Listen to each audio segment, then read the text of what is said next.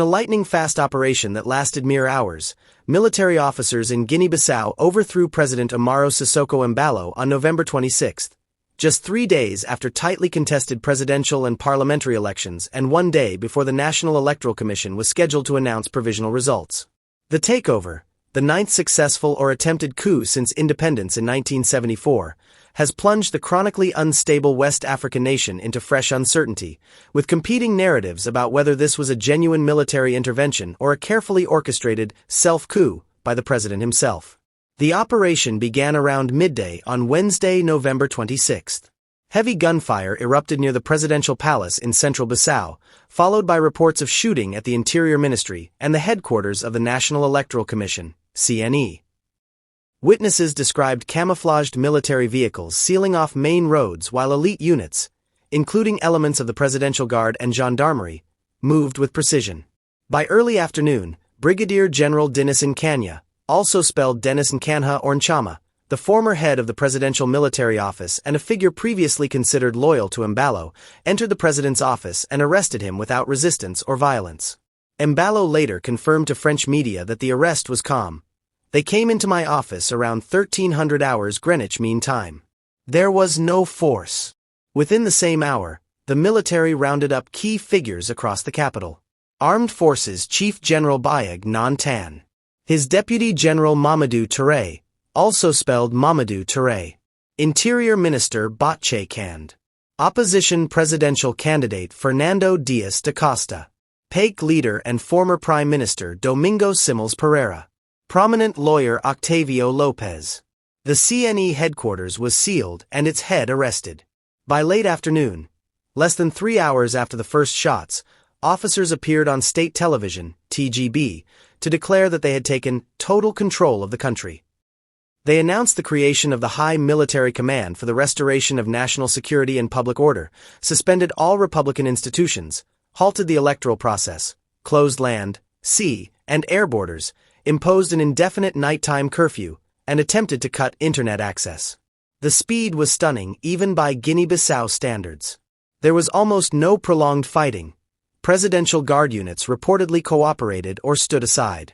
The operation bore all the hallmarks of an inside job executed by officers who knew the palace layout, security protocols, and the president's schedule intimately. The junta's official justification, repeated in multiple statements, is that they acted to thwart an ongoing plan orchestrated by national politicians, domestic and foreign figures, and a well-known drug lord aimed at destabilizing the country through manipulation of the election results. General Horta Inta, also referred to as Horta Inta or Horta Inta, sworn in as transitional leader on November 27, declared during his ceremony, "We acted to block operations that aimed to threaten our democracy." The military has not named the alleged drug lord or provided evidence of the plot, but the reference immediately evoked Guinea-Bissau's long-standing reputation as a cocaine transit hub between Latin America and Europe, a problem the ANAD has warned since 2008 could turn the country into a full narco-state. Opposition leaders and civil society groups reject the military's version outright and insist this was a staged self-coup masterminded by Embaló himself to avoid imminent electoral defeat. Key evidence fueling this theory. The two main coup figures, Transitional Leader General Horta Inta and spokesman Brigadier General Nkanya, were until very recently among Embaló's closest military allies. Horta served as Embaló's personal chief of staff before being promoted to Army Chief of General Staff. The Presidential Guard, which should have defended Embaló, instead helped secure the palace for the coup plotters. Embaló has a documented pattern of declaring or exaggerating coup attempts to justify crackdowns. February 2022, drug-related, he claimed. December 2023, after which he dissolved the opposition-dominated parliament and ruled by decree for nearly 2 years. And an alleged plot in October 2025 that led to arrests of senior officers. The main opposition party, PAIC, was barred from fielding a presidential candidate on a technicality widely seen as politically motivated. Both Embaló and opposition candidate Fernando Dias claimed victory immediately after polls closed on November 23. But independent observers and civil society sources have consistently indicated that preliminary trends strongly favored Dias. The civil society coalition Frente Popular called it a simulated coup orchestrated by Umaro Sissoco Embaló to prevent publication of results and organize his own re-election. PEG has demanded immediate release of the electoral results, asserting that Dias won in the first round. Fernando Dias, who managed to escape arrest, has gone underground and issued statements vowing resistance and calling himself the legitimate president-elect. As of Friday, November 28, Bissau remains under heavy military patrol. Borders have been reopened, but the night curfew continues. Markets and shops reopened cautiously, though many residents remain indoors. Soldiers, some masked, man checkpoints and stop vehicles near the sites of Wednesday's gunfire. Public sentiment is deeply split. Some residents expressed quiet support for the military, exhausted by years of political musical chairs. One man told reporters, "I'm not against a military regime if it improves living conditions. This is a very rich country. We just need stability." Others are furious. A mother of 3 who fled the palace gunfire said, "We thought we were finally going to have results and move forward. Now everything is chaos again." Opposition parties have called for street protests and a mass rally in front of the Interior Ministry to demand publication of the results. The junta has explicitly banned all disturbing actions of peace and stability, raising fears of violent suppression if demonstrations materialize.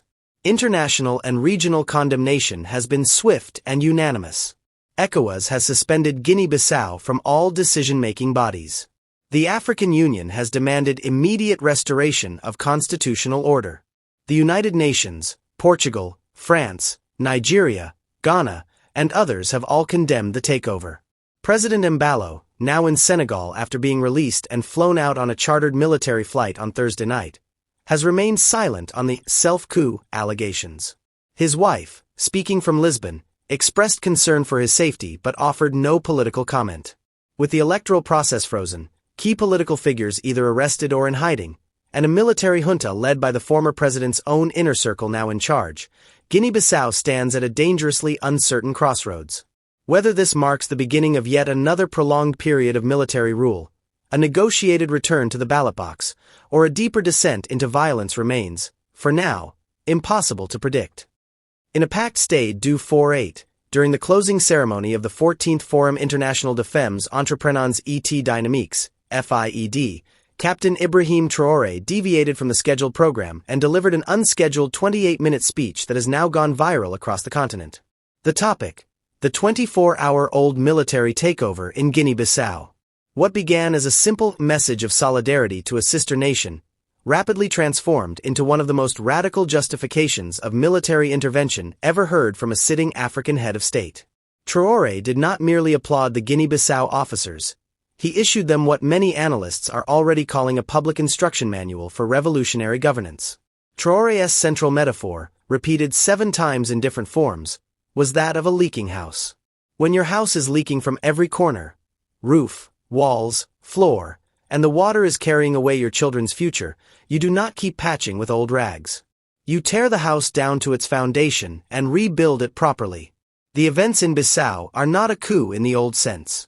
They are the moment the people, through their most conscious sons in uniform, have said, "Enough patching." This intervention must now become the knife, sharp, merciless, and precise, that cuts out every leak in the body of the state. If they stop at removing one man, they will have failed. The leaks are deeper than one president. The leaks are the entire system that produces such presidents. He then listed the leaks, with surgical specificity. The political class that sells mining concessions, fishing rights, and port contracts to foreigners for personal villas in Lisbon and Paris. The civil service that demands bribes for birth certificates, school places, and hospital beds. The electoral system that costs hundreds of millions but always produces the same recycled elites. The justice system that imprisons the poor for stealing a goat but protects drug barons who fly tons of cocaine through the archipelago. The education system that teaches children to worship Europe while forgetting Amilcar Cabral. The foreign military bases and agreements that make Guinea-Bissau a sovereign country on paper but a protectorate in practice. Every CFA franc that leaves Guinea-Bissau illegally is blood drained from the veins of the people. Every ministerial Mercedes bought while hospitals have no paracetamol is a leak. Every election observed and validated by those who enslaved us is a leak. The soldiers in Bissau have been handed the knife. If they only cut the surface wound, the patient will die. They must go deeper, all the way to the bone. Traoré then articulated a concept that has never been expressed so explicitly by any of the Sahel junta leaders. We must create a system of governance that fits both the government and the people, like a well-tailored bubu that flatters the wearer but does not restrict movement. Too many African systems today are European suits forced on African bodies, tight in the wrong places, impossible to run in, and always tearing at the seams. The government must feel comfortable exercising full sovereignty. No foreign ambassador dictating policy, no IMF structural adjustments strangling the budget, no French or American bases on our soil. But the people must also feel the garment fits them. Bread on the table, security in the streets, justice in the courts, pride in their identity. When the suit fits only the president and his friends, the people remain naked. When it fits only the people but the leader cannot move, the nation becomes paralyzed. The Bissau intervention must produce this perfect tailoring, or it will have been just another change of wardrobe for the same naked emperors. Analysts note this is the first time Traoré has publicly admitted that military governance must eventually fit the government, interpreted by many as a justification for prolonged transitional rule by patriotic officers until the system is fully reformed. Between the lines, Traoré laid down unmistakable markers. Any return to the old political parties in their current form would be betrayal. Any new mining or fishing deals signed with traditional Western partners in the next 5 years would prove the leaks were never fixed. Any toleration of cocaine transit through Bajago's archipelago would expose the revolution as fake. Any persecution of genuine patriots, including, implicitly, figures like Domingo Simões Pereira if he aligns with sovereignist principles, would discredit the entire process. He concluded with a direct appeal to the Guinea-Bissau officers.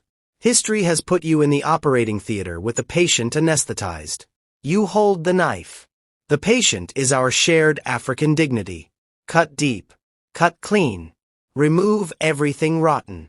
Because if you sew him back up with the cancer still inside, he will wake up only to die more painfully, and the people will not forgive you. We in Burkina Faso, Mali, Niger, we are watching, praying, and ready to help. But the knife is in your hands. The speech has triggered immediate reactions. ECOWAS issued a furious statement accusing Traoré of exporting instability and glorifying unconstitutional changes of government. The African Union Peace and Security Council convened an emergency session. In Bissau itself, sources close to the junta say the speech was played on repeat in military barracks throughout the night of November 27th to 28th. General Horta Inta reportedly told close aides, "Le capitaine nous a donné notre feuille de route."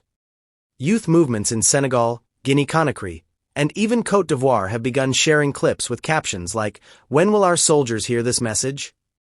Whether the Guinea-Bissau military leaders possess the ideological clarity, internal unity, and ruthless determination to implement Traoré's prescribed total cleansing, remains the burning question hanging over the entire region as of November 28, 2025. The patient is on the operating table. The knife is raised. The continent holds its breath. The soldiers who took Bissau in 3 hours this week did not invent anything new. They simply pulled the plug on a machine that has been malfunctioning since the day the colonial flags came down. What we are witnessing, from the Atlantic shores of Guinea-Bissau to the Sahel's endless horizons, is not a series of random coups. It is the terminal crisis of an imported governance model that was never designed to work for African realities, and that African elites, for 65 years, have refused to seriously adapt. The system we inherited in the 1960s was a perfect photocopy of European parliamentary democracy grafted onto societies that had none of the prerequisites that made it function in Europe. A relatively homogeneous national identity forged over centuries. A bourgeoisie with capital accumulated independently of the state. A bureaucracy insulated from clan, ethnic, and familial pressures. An industrial economy capable of generating taxable wealth for genuine redistribution. A post-World War II social contract where the state guaranteed welfare in exchange for political docility. Africa received none of these. We received borders drawn in Berlin, multi-ethnic states held together by force and myth, economies oriented toward raw material extraction for foreign markets, and a political class trained to serve as intermediaries rather than sovereign builders. The result was predictable. The state became the only meaningful source of wealth. Politics became war by other means. Elections became not mechanisms for peaceful power alternation, but census exercises that confirmed which ethnic or regional coalition would control the national cake for the next 5 years. The loser did not become a loyal opposition. The loser became the excluded, waiting for the next round or for the army to intervene. Every African country that has experienced repeated coups, Guinea-Bissau, 9 since 1974, Burkina Faso, 8, Mali, 6, Chad, 5, Sudan, 6 successful, Mauritania, 6, Comoros, 21 attempts, shares the same structural DNA.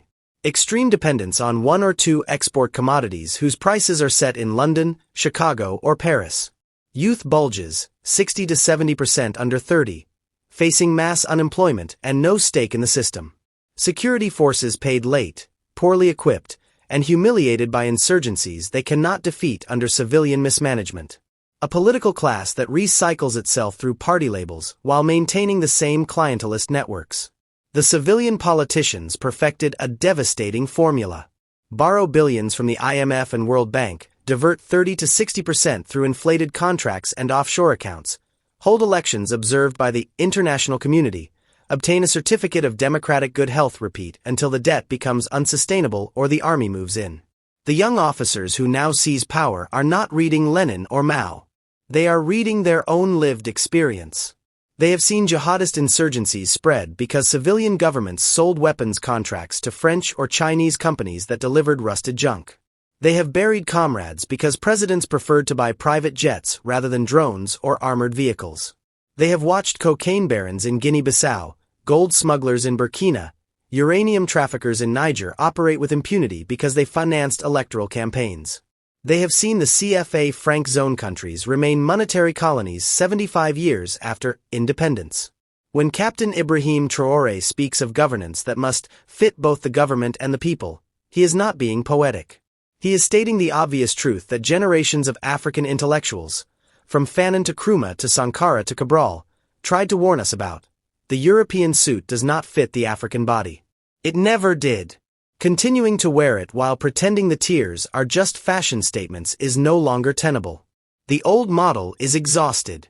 It has produced nothing but debt, migration, insurgency, and humiliation. The soldiers currently in power in Conakry, Bamako, Ouagadougou, Niamey, N'Djamena, Khartoum, and now Bissau are not the disease. They are the fever, the body's desperate attempt to burn out the infection when all other treatments have failed. Whether these young officers possess the vision, discipline, and ideological clarity to build something genuinely new, or whether they will simply become new versions of the predators they replaced, remains the great open question of our generation. But one thing is now beyond debate. The era of pretending that recycled civilian politicians, rubber stamp elections, and structural adjustment programs constitute stability is over. The post-colonial state, as we have known it, is dying in real time. What rises from its ashes, sovereign renaissance or deeper chaos, will define Africa for the next century. The continent is no longer asking permission. It is taking its future by force because it was never allowed to take it by consent. History has resumed its march.